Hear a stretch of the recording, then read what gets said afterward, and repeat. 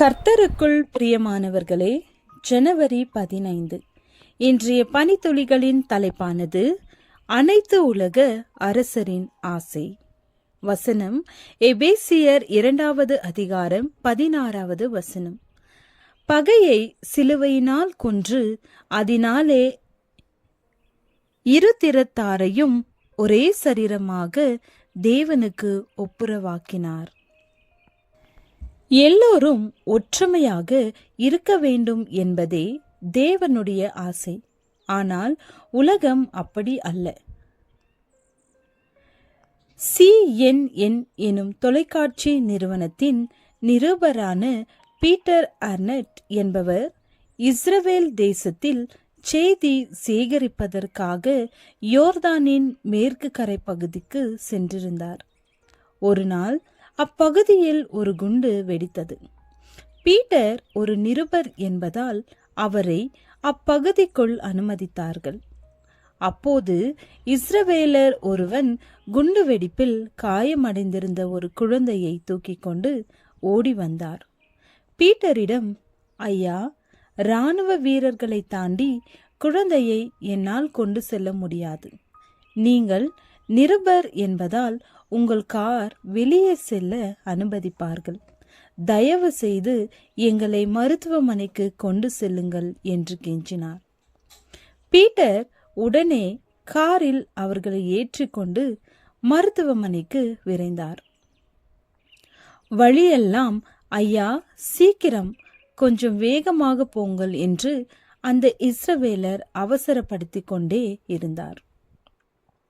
மருத்துவமனை வந்தவுடன் குழந்தையை தூக்கி கொண்டு வேகமாக உள்ளே ஓடினார். மருத்துவர்கள் விரைந்து சிகிச்சை அளித்தார். ஆனால் சிகிச்சை நடந்து கொண்டிருந்த போதே குழந்தை இறந்துவிட்டது.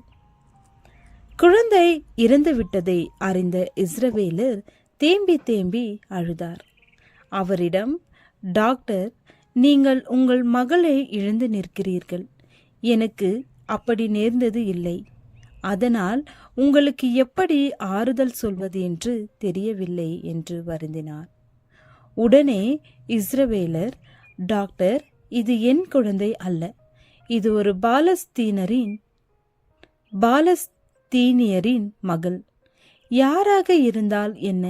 எல்லோரும் தேவனின் பிள்ளைகள் தாமே.